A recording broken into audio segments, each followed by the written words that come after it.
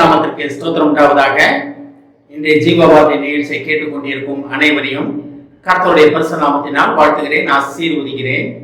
இன்றைய தின தியானத்திற்கு தேவன் கொடுத்த வேத பகுதி அது எரேமியா தீர்க்கதரிசி எழுதின புஸ்தகம், அதில் 15ஆம் அதிகாரம், அதில் 20ஆம் வசனம். எரேமியா 15:20 அதில் பின்பகுதி. உன்னை ரட்சிப்பதற்காகவும் உன்னை தப்புவிப்பதற்காகவும் நான் உன்னுடனே இருக்கிறேன் என்று கர்த்தர் சொல்கிறார். இன்றைய தினம் தேவன் எப்பேற்பட்ட ஒரு வாக்கு உங்களுக்கு கொடுக்கிறார் பாருங்க. உங்களை ரட்சிப்பதற்காகவும் உங்களை தப்புவிப்பதற்காகவும் தேவன் உங்களுடனே, கர்த்தர் உங்களுடனே இருக்கிறார். என்ன ஒரு அருமையான வாக்கு பார்த்தீங்களாங்க. கர்த்தர் நம்மளுடனே வாசம் பண்ணுகிறார். பழைய ஏற்பாட்டிலே தீர்க்க தரிசனமாக சொல்லப்பட்டிருக்கிறது. நமக்கு நல்லாவே தெரியும், புதிய ஏற்பாட்டின் சத்தியத்தில் வாழ்ற, புதிய ஏற்பாட்டில் வாழ்ற, காலத்தில் வாழ்ற நமக்கு தெரியும் கர்த்தர் நமக்குள்ளே வாசம் பண்ணுகிறது, நமக்கு எல்லாமே தெரியும். ஆனால் பழைய ஏற்பாட்டில் அப்படி இல்லை. பழைய ஏற்பாட்டில் அவர் யாராவது ஒருத்தர் இந்த மாதிரி தீர்க்கதரிசிகள், ராஜாக்கள், இந்த மாதிரி ஆட்களை தெரிந்தெடுத்து கொண்டு அவங்க மூலமாக காரியங்களை செயல்படுத்தினார். ஆனால் இன்றைக்கு நம்ம எல்லாமே அழைக்கப்பட்டவர்கள், அநேகர்களும் கர்த்தர் இருக்கிறார். அதைத்தான் ரொம்ப அழகாக எரேமியா தீர்க்கதரிசி மூலமாக சொல்லப்பட்டிருக்கிறது. ஆரம்பத்திலே தீர்க்க தரிசனமாக சொல்லப்பட்டிருக்கிறது கர்த்தர் நம்மளுடன் இருக்கிறார் என்பதை. அப்படி பாருங்க, உன்னை ரட்சிப்பதற்காகவும், ரத்தம் சிந்தாமல் ரட்சிப்பு கிடையாது, நம்ம எல்லாத்துக்குமே தெரியும். ரத்தம் சிந்தாமல் ரட்சிப்பு கிடையாது, மன்னிப்பு கிடையாது. அதனால தான் நம்மளை எப்படி ரட்சித்திருக்கிறார்? ரத்தம் சிந்தி நம்மளை ரட்சித்த தேவன் நம்மளை ரட்சிப்பதற்காகவே பூமிக்கு வந்த தகப்பனை பற்றி சொல்லப்பட்டிருக்கிறது. அப்ப நமக்காக வந்திருக்கிறார். அது எதுக்காக வந்திருக்கிறார்? நம்மளை கேட்டுக்கொண்டிருக்கும் உங்களை பேசுகிற என்னை ரட்சிப்பதற்காகவும் உன்னை தப்புவிப்பதற்காகவும். நம்மளை தப்புவிப்பதுன்னா என்ன? உலகத்தில் 1000 போராட்டங்கள், அநேக போராட்டங்கள் உண்டு. அது எல்லார் மூலமாக போராட்டங்கள் உண்டு. போராட்டமே கிடையாது யார் மேலுமே சொல்ல முடியாது.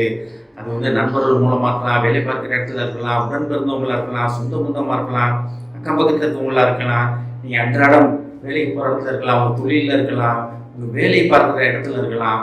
போராட்டம் இல்லாத மனிதனே கிடையாது. ஆனால் அவங்களுக்குலாம் தெரியாது. உங்களுக்கு எதிராக உங்களை எப்பயாச்சும் நான் இழுத்து கீழே போட்டுருவேன், உன்னை நான் எப்பயாச்சும் அசிங்கப்படுத்த விட மாட்டேன், உன்னை கெடுக்காம விட மாட்டேன்னு வர மக்களுக்கு தெரியாது, உலகத்தின் மக்களுக்கு தெரியாது. உங்களை ரட்சிப்பதற்காகவும் உங்களை தப்புவிப்பதற்காகவும் கர்த்தர் உங்களுடனே இருந்து செயல்பட்டு கொண்டிருக்கிறார்னு.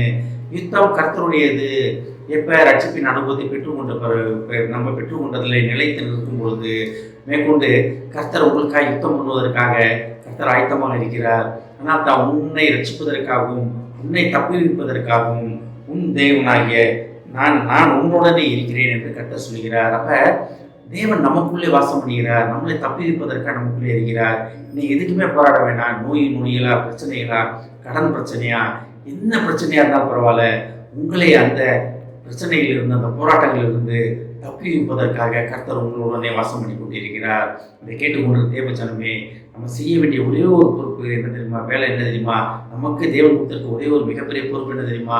கர்த்தர் நமக்குள் வாசம் பண்ணுவதை உணர்ந்து அதை கனப்படுத்துவதற்காக தான் நம்ம அழைக்கப்படுகிறோம். கர்த்தர் உங்கள் மூலமாக அநேக காரியங்கள் செய்ய போகிறார். உங்கள் மூலமாக அநேக அடையாள அற்புதங்கள் செய்ய போகிறார். அதுக்கு நம்ம என்ன செய்யணும்?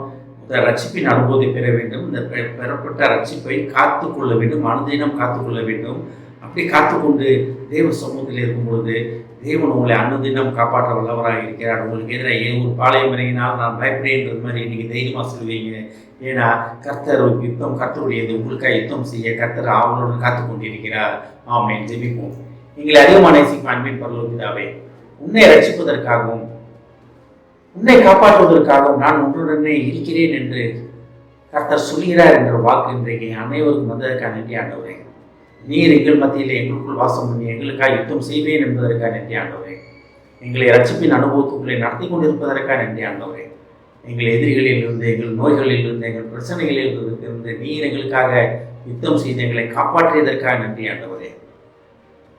நன்றி தவறே. இதை கேட்டுக்கொண்டு ஒவ்வொருவரையும் ஆசீர்வதிக்கிறோம் அப்பா.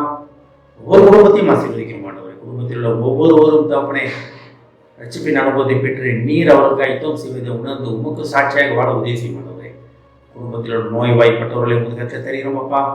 குடும்பத்தில் உள்ள கடன் பிரச்சனையை முதுகத்தில் தெரிகிறோம் அப்பா. அனைத்தையும் நீங்களே விடுவேன் என்பதற்காக நன்றி தவறே. நிரம்பி ஒளியும் பாத்திரமாக குடும்பத்தை வைத்திருப்பதற்காக நன்றி ஆண்டவரே. ஆசீர்வதிக்கிறோம் அப்பா. இயேசுவின் மூலமாய் கேட்கிறேன் நல்ல பிதாவே. ஆமென். கர்த்தர் உங்களை ஆசீர்வதிப்பாராக.